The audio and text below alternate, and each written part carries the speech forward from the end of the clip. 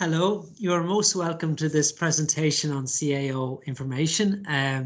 So sorry, it's tough not being here on a face-to-face basis, but as with the COVID restrictions, having a normal parents' night isn't possible this year.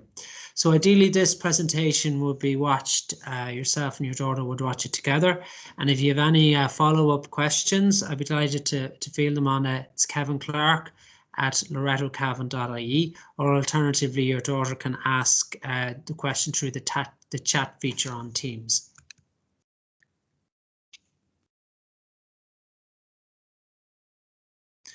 So the CAO is a non-profit organisation that manage college applications. It's growing every year. In 1977, its first year, it helped college applications for 5 colleges with approximately 69 courses. And now in 2020, they've 47 colleges with over 1,000 degree programs. It really is all about students around Ireland picking a course that suits them. And if you think about the research, would say there's 2 main reasons why students would drop out of college.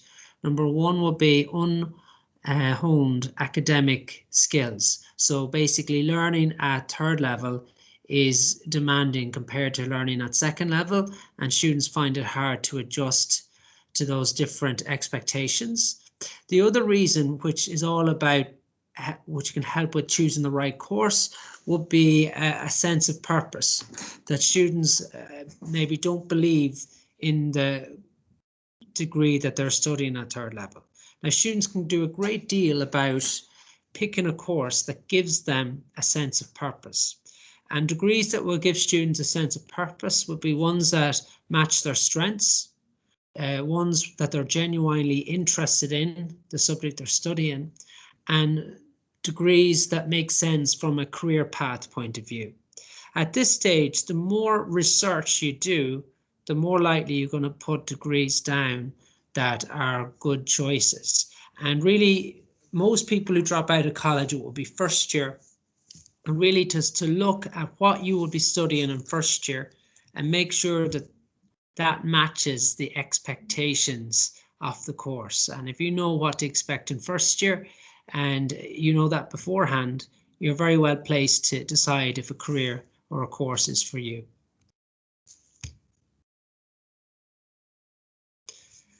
Now, making a CAO choice, it's all about bringing together a lot of different sources of information to make a decision that drives your life forward.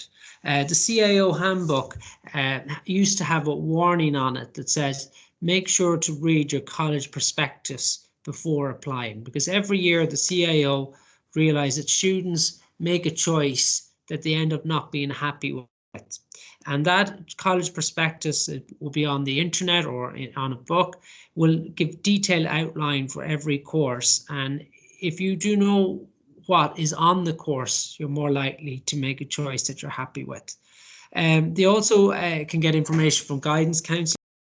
Teachers are a great source of information for students, particularly young teachers in Loretto would have recently finished degrees in different colleges. They can be asked of what they thought of their college experience. Also, if say someone is a business teacher, they would know more about the business courses. So touching base, obviously, with the guidance counsellor like myself, but other teachers will give a valuable insight also. Current graduates that are doing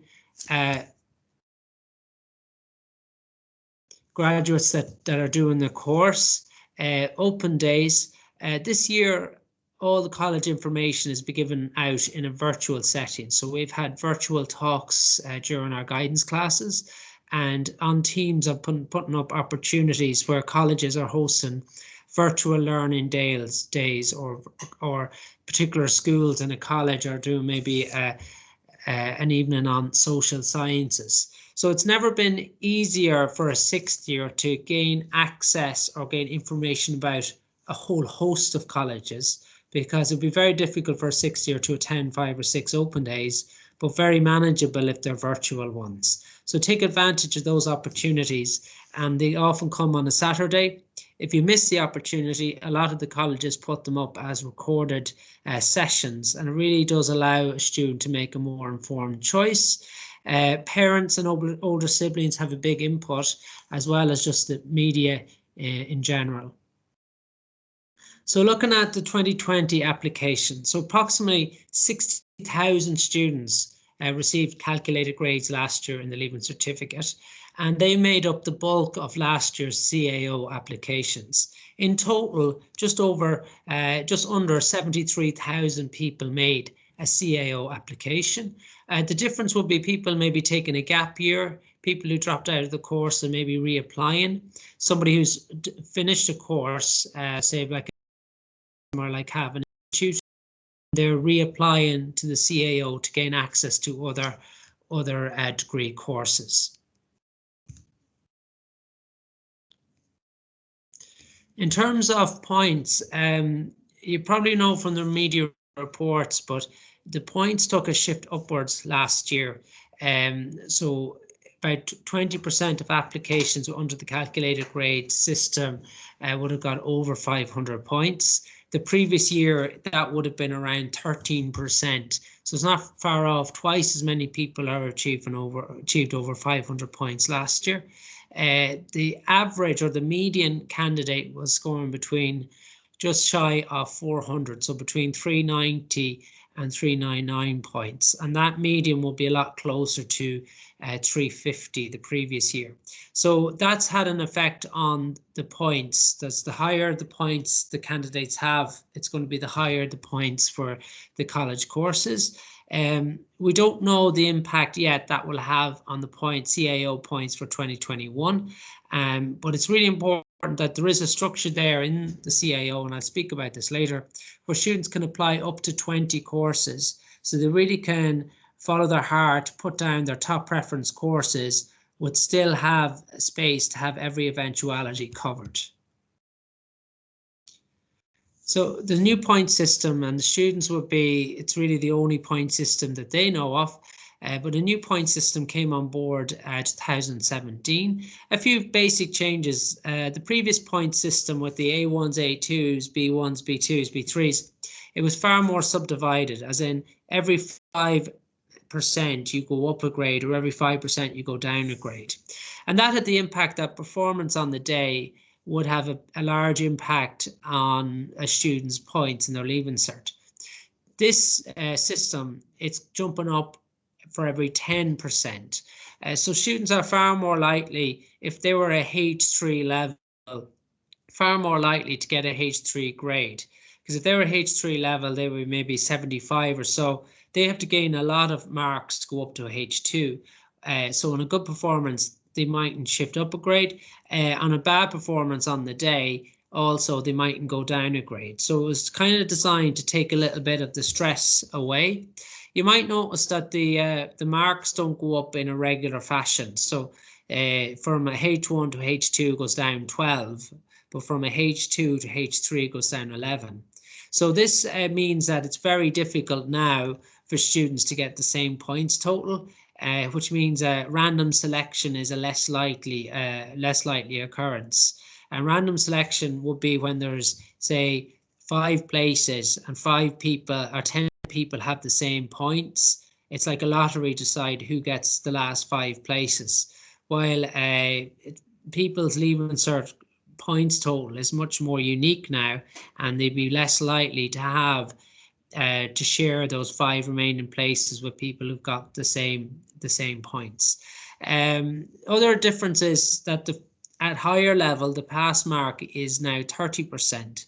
The old grade system, it was 40%, and if you got 38%, you got no points. This way, if you get 30%, you still get 37 points. So the grade system is there, and I would say your daughters, that would be the system they would know, but it's just some subtle difference, basically designed to take the stress out of the Leaving Cert. So just a few, go through the application timeline. This is at the beginning on the CAO handbook, and all these dates are what is expected. Right now, just early November, the CAO has opened up, and you can register. I try to encourage people to separate out registering for the CAO as opposed to picking the courses. You don't do those at the same time. I really would encourage students just to register for a course now. What that does, it creates a live profile which is interchangeable up until the 1st of February. There is a discounted fee if you apply between now and the 20th of January. A CAO application costs €30, while if you leave it after the 20th of January up until the 1st of February, it will cost €45. So they've incentivized it by a €15 reduction. And that was because a number of years ago, a lot of students left it to the last minute, and the CAO system wasn't able to cope with the traffic. And after that, they've incentivized early application. Now, the CAO would really, because they would study the statistics, and they would say that the earlier people register for the CAO, in general, the happier they are with their application. And the more they liaise with their CAO account, the happier they are with their application. So they would ask students to register early and to be logging in regularly over the course of the year. And that way, it's like you're nearly getting to know the system a little bit better. You're picking your courses, you're redrafting them, and you're inching towards having a perfect CAO application by the 1st of February. In terms of courses, ideally they go on 1 or 2 at a time when a student has done enough research about that course that they know they can add it to their CAO application. The thoughts that a student can put in 20 courses all at once and know all about those 20 courses is a bit unlikely. So see, a perfect CAO application will be to do it slowly over the course of the year. Right now is a lovely chance that's for plan A, that a student is like, I know what I want to do, and I need as much positive energy as possible, and I'll put that course down on top. And as we go through the year, we'll continue to add more courses to it that I know about. Now, restricted application courses, they're courses such as the way medicine needs the HPAT, which is an aptitude test that you have to do to get added to your Leaving Cert points. If you're applying to our college, you'll have to submit a portfolio. Or if you're applying to acting school or drama, you'll have to do an audition. If you're applying to do a degree in music, you will most likely will have to do a performance. So some courses obviously have an extra criteria that must be satisfied before they can decide who gets what course. And they're known as restricted courses, and they need to be applied for, put down on the CAO by the 1st of February. And if they're not put down by the 1st of February, then you'll be too late to have that course as a possibility. So as I say, the general types would be creative courses like medicine, I already stated that, and they're restricted applications. If a student had those down in February, they can always take them off. However, they cannot put them down after the event, after the 1st of February, as it's too late because other students may have already submitted their portfolios. Make sure, ultimately the CAO, and I'll talk about this later, is 2 lists of courses. It's 10 level A courses, which is known as an honours degree, and 10 level 6 or 7 courses. A level 6 course is a higher certificate, and a level 7 course is an honours degree. When after the 1st of February, it closes down until the 5th of May, and that's for the colleges to get the statistics from the CAO.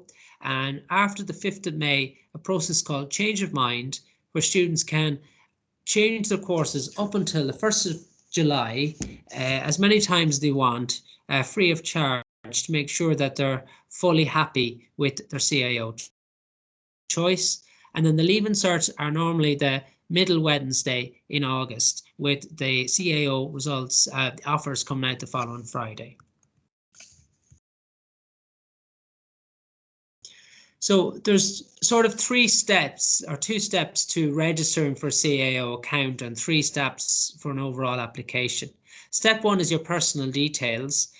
So this is just a screenshot of the old paper application, but very straightforward information that you might have to if you're buying something online, you know, what's your name, address, date of birth, that sort of thing.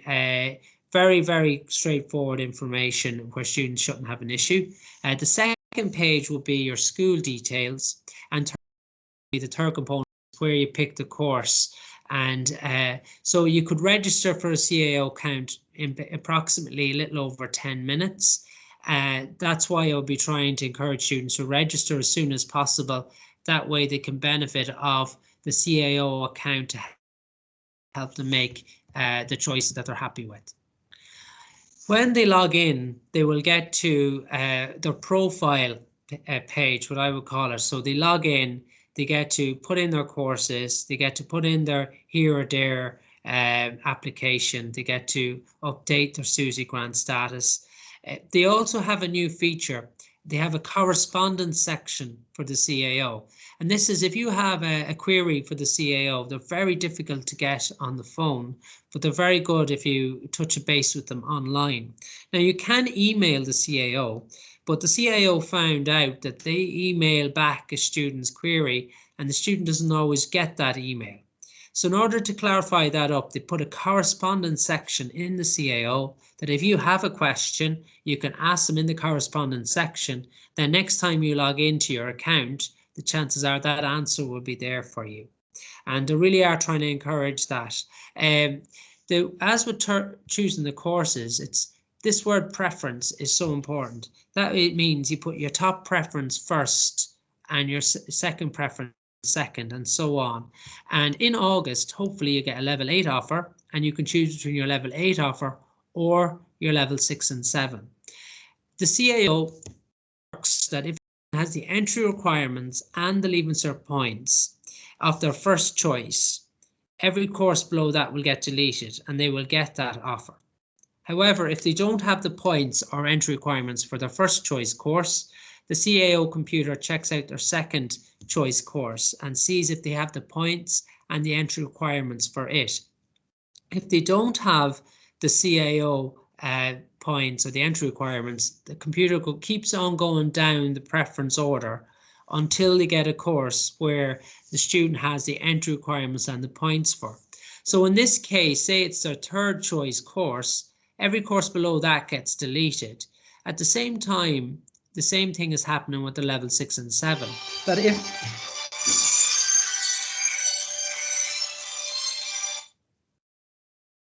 if a student, apologies about that, if a student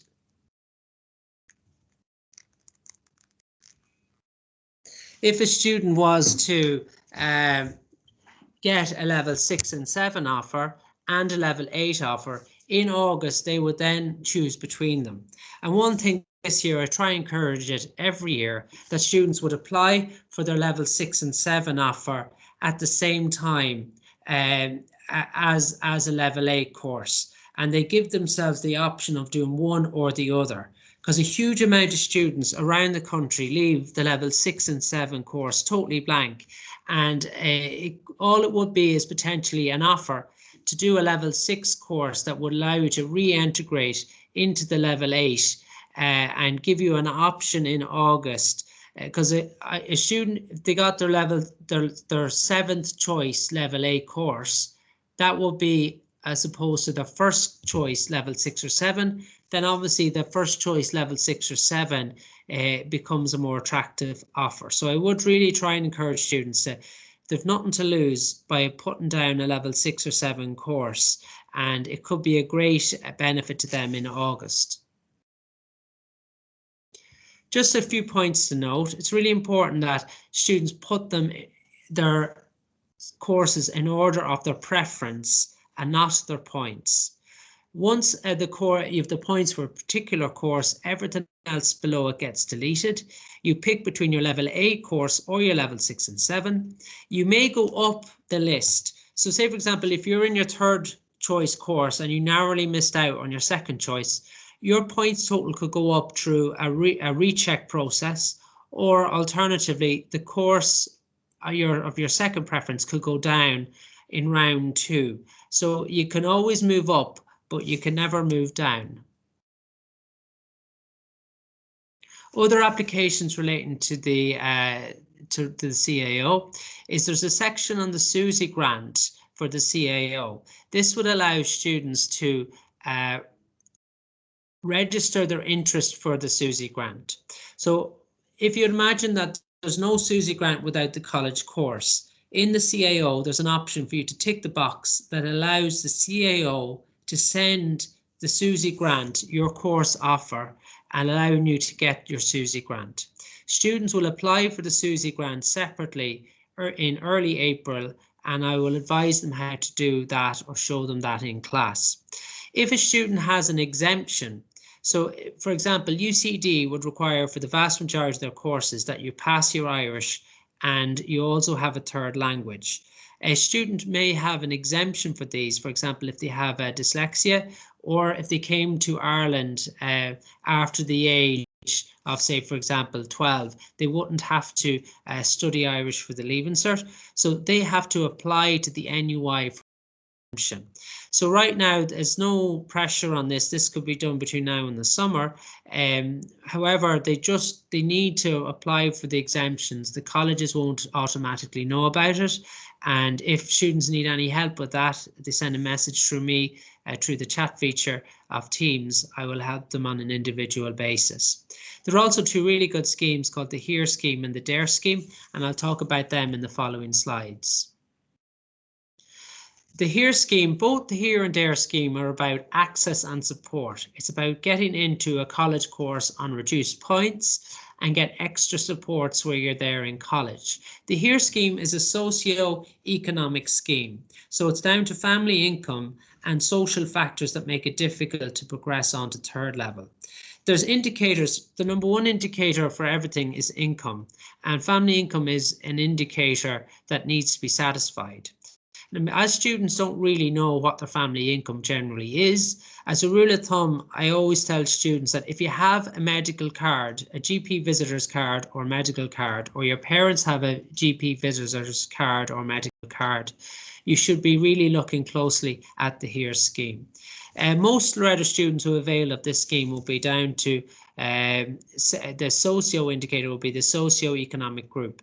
That basically comes down to the job criteria of their parents. Certain jobs and professions statistically mean you're more likely to go to college than others, and the profession of your parents would allow a student to get a social indicator or not. Likewise, I encourage students to I explain these in detail in class, but I would also encourage students to follow up on a one-to-one meeting. If they have any questions, I can go through it slowly on an individual basis, but it's an absolutely fantastic scheme. The DARE scheme, there is a school input in the DARE scheme. It's like a school reference called an educational impact statement.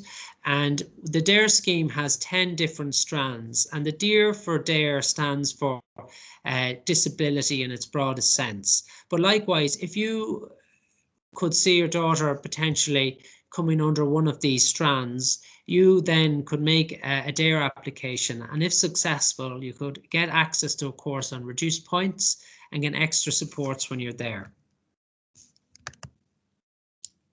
So there's the DARE Information Day, which will be online this year, and it's on Saturday, the 9th of January 2021. It's nationwide, where students can get access to advice on their application and speak to the colleges about the supports when they're there. Now, the timelines for HEAR and DARE are pretty much identical. They both have an online component and supporting documents. The step one is to register for the CAO. Then you have up to the 1st of March is when you have to finish the online component, like the online questionnaire, whether or not you are able to apply for it. And all supporting documents have to be into the CAO by the 15th of March. I cannot encourage you more that if you think you'd like to apply for the CAO, for the HEAR or DARE scheme, is to register as soon as possible with the CAO and try to complete your HEAR or DARE application by Christmas. That way, you will have it fully done before the mocks or preparation for the mocks has fully begun. And secondly, if there is a supporting document that is needed, or there is some assessment that needs to be done, you have time to sort it out. The 1st of March, the online component doesn't take all that long to do. It's getting the supporting documents that takes time. And if a student finishes the online component by the 1st of March, 2 weeks is a very quick turnaround to get everything into the CAO. So likewise, I encourage, try and get the ball rolling, ideally get it finished by the 1st of by Christmas. Same timeline for the HERE scheme. So just general tips for success for the CAO, they would be to make sure that you research your course as well. Everyone seems to be an expert in college saying you don't need to go to that course, you don't need to do this, you don't need to do that. Every college course is different. When I was in college, I had to sign in every day. I had to pass 10 labs out of 12, and if I failed more than 2 labs, I had to repeat the year. So really try and start college as a perfect student and encourage your daughter to be an expert on what the needs are for their course. And like in life in general, starting well is half the battle. That if you start college well, focus on getting through first year, because after first year you'll have learned the skills, got the experience of managing college life, and you're highly likely then to go on to get the degree. And great thing about college is the clubs and societies. It's a great way to make new friends and get new experience. And there are supports in 3rd level, but students need to seek them out. It's not as structured as 2nd level. Students will be adults at that stage, and there are lots of supports in college, and they'll need to seek them out. And if they do, hopefully they'll be a great support. And I think success at any time in life is just trying to get the balance right. That you're not going to be happy if you're in college party and having a real great time on the social end of things and then falling behind the academic side. So happiness in life is about keeping every aspect of your life moving forward at the same time. And it's about trying to really enjoy your time in college while getting the education that you need. There's lots of alternative entry routes, and I'll talk about them there. Firstly, within the CAO system, the level 6 and 7, they're really great. There's also level 8 courses that will be lower entry wise in terms of points. Last year we had a few students apply to Europe to study because the entry requirements are lower, and often the cost of living is lower as well. We'd have a lot of students every year apply for the UK through UCAS. Cavan Institute is a really popular college in Loreto. Students will apply there. And there's also apprenticeships. We try and get talks in for apprenticeship. I know there's a local accountancy firm come in and speak to the students about an accountancy apprenticeship. I think it's an exciting opportunity. So here, for example, is just some sort of, these were the previous year's points, not last year's, but some sort of courses that are slightly lower in points, but still would have a really good outcome. There's an awful lot more here. I could fill up page upon page, but say, for example, Minute there, through their arts degree, if you miss out on their points for their business degree, you can do business through arts. If you get over 60%, you can then transfer into their full-time business degree. Likewise, a law degree in Minute 316. Psychology degrees are very high in points. Galway and Minute allow you to study psychological studies, come out with a degree in psychological studies in 3 years, and then apply for a 1-year top up to come out with a full psychology degree, but on much lower points.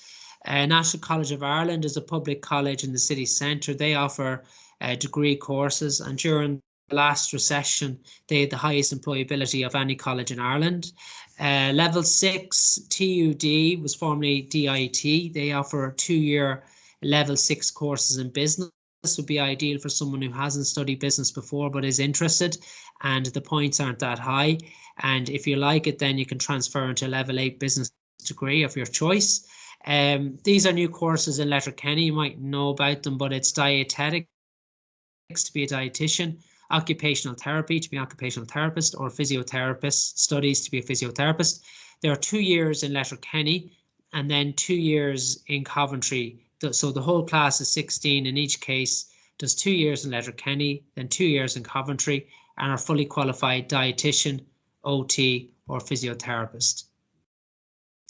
I spoke previously, if you're interested in studying true English in Europe, EUNICAS would be the website to have a look at.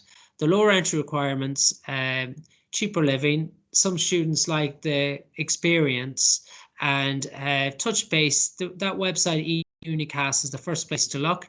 And often as students want to proceed with their application, I can put them in touch with a European guidance counsellor. His name is Guy Flouch, and he's very helpful with the application. Likewise, in the middle of the UCAS applications, very popular in Loreto. The closing date for the majority of courses is the 15th of January. Differences from the CAO: you have to write a personal statement. Your subjects, they have to be more relevant to the degree that you're choosing. You apply for 5 courses and then you get your offers, and you then, when you get your offers back, decide what's your firm offer or your backup. So the 5 courses you apply for in UCAS at this stage all have an equal weighting, and when you get the offer, you then decide which one is your favorite.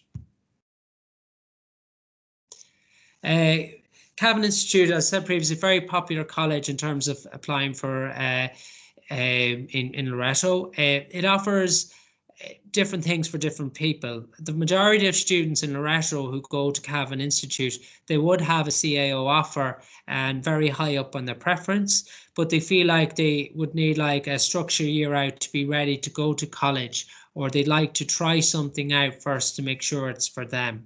So really great options. CavanInstitute.ie, their applications are supposed to be open in December, and it works really well at this time of year in conjunction with the CAO application. So I'd be encouraging students that next August is a long time away. At this stage, if you're thinking about applying to Cavan Institute or a similar college, I would say apply for registered, get your name in your top course, and then, as the year progresses, you might be more certain whether a CAO or Cavan Institute course is for you. Questions to ask, just I suppose, find out what people do after the degree. What links does it have? So if you would like to do a certain course in the CAO system, that will have a QQI qualification. And if you knew that the course you were going to Cavan had that QQI qualification code, you can know that it will be an acceptable follow-on course. And just to make sure that the course doesn't take you where you want to go. There's a huge spectrum of courses available, wider probably than what's available in the CAO in Cavan Institute. Really, at this time of year, have a look. If there is a course that is interesting and meaningful, it could be considered, maybe make an application. The QQI is the framework of qualifications, brought in probably about 15 years ago, and it allows every course in Ireland to be put on like rungs on a ladder going from 1 to 10. Currently, Leaving Cert students are level 3 because they've done their junior certificate. When you finish the Leaving Certificate, you will be on level 5. Now, if someone's on a level 5 qualification, that will be the equivalent of a 1-year course in a college of further education.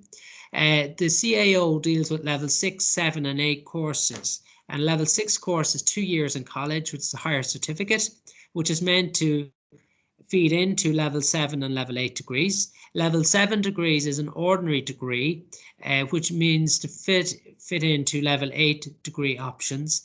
Level 8 degrees are an honours degree, which is the highest level which student can apply to from the CAO, and it's a really good place to be. If you're level 8, it opens up postgraduate opportunities, and I'll speak to them in a following slide. So what postgrad opportunities allows a student to change what their degree qualified them to do something else. So I have tagged a few courses from Qualifax here. There's any amount of these. For example, one year I was looking at the undergraduate courses in UCD was 100 and the postgraduate options in UCD was 400. So these are growing options that are growing year upon year, and being level 8 allows you to study something else in an accelerated fashion and change disciplines very quickly. So, for example, this first course there is accountancy conversion course. Anyone with a level 8 degree in any discipline, it could be music, it could be history, it could be English, they can then do a 1-year accountancy course that gives them the bookworking skills to go on to join a company, to continue their training to be a fully qualified, even a chartered accountant. Computer, there's any amount of computer conversion courses where a student might do a degree that they really love and have a passion for, and after that degree they could take those results and apply it to a computer course where they potentially would have a guaranteed job at the end. And an awful lot of these computing courses, they don't require any fees. So just a really good opportunity. Likewise with primary school teaching and secondary school teaching, you can apply for postgrad. It's called a PME, which is a postgraduate master's in education, and that will qualify you to be either a secondary school teacher or a primary school teacher. And with education, it's very difficult for any Leaving Cert student who is interested in being a teacher. They'll naturally think primary level because it's hard to visualize them teaching themselves. So a student doing an arts degree or a science degree or a business degree will allow them to study a discipline that they really like, that'll have lots of their own opportunities. And when they're 3 or 4 years later, they could then decide is a primary school teaching or secondary school teaching that they want. Graduate medicine is 4 years long, as opposed to regular medicine, which could be up to 6 years long. So a student who did a 3-year level 8 degree plus graduate medicine would be qualified, fully qualified doctor in 7 years, which is quite comparable to the 6 years it would take someone going straight into medicine. Now the fees are expensive, but at the moment you can get a grant, not a grant, a loan from the banks that will allow you to pay for your fees when you're finished working, and students would find the GAMSAT a little bit more manageable to get as opposed to the HPAT, which is very difficult to get. Limerick would offer an occupational therapy postgrad with and a speech therapy postgrad, and you can any degree would feed into this, and it would allow students to convert their degree potentially to be an occupational therapist. UCD has a physiotherapist postgrad 2-year physiotherapy course. However, this course, you'll have to done specific modules in health to allow you to qualify to become a physiotherapist. So like apprenticeships are a really great opportunity, but they are difficult because there's no like closing date. Every apprenticeship opportunity, they seem to come up as an individual competition or an individual application. It's not like the CAO where everything has to be the 1st of July. However, they are a very, very good opportunity. They go hand in hand with the CAO. So someone, for example, is a fully qualified electrician, they could find a course potentially to join year 3 of electronic engineering degree. Or if someone did the accountancy technician training program, in 2 years, they'd be a fully qualified accountant technician. While getting paid, they would be working 4 days a week and then doing 1 day in college. After that qualification, they could look to apply to do a degree, and certain business degrees will allow you to start in 2nd year. So they don't go against the CAO application. It's just a chance for you to study, to further your career while getting practical on the job training, and very good opportunity. This website, apprenticeship.ie, will show opportunities and all the different types of apprenticeships that are available. This is really not so much for secondary school students, but maybe you have an older sibling or an older daughter or an older son that's just finishing their college degree, or maybe you would know someone or you yourself would like to potentially change career. Springboardcourses.ie offer all types of courses for someone looking to change career or to update their qualifications. And the great thing about these is a lot of them are blended learning, so some online, some on campus. Some are fully online learning. The fees, if you fulfill the criteria, that there are no fees for these courses. And they're only sort of courses where there is a job at the end. So there's a lot of courses in IT or maybe finance where there's a skills deficit within Ireland. And so if you do have an older daughter or someone's finished college looking to reskill or change jobs, I find very few people know about springboardcourses.ie, and it's definitely worth having a look. So likewise, conclusion, really when you're thinking about making a CAO application, it really is about making a choice that takes into account what you're good at, what you like, and something that makes sense for your career path. And it's never been a better time to study something that you have a passion for.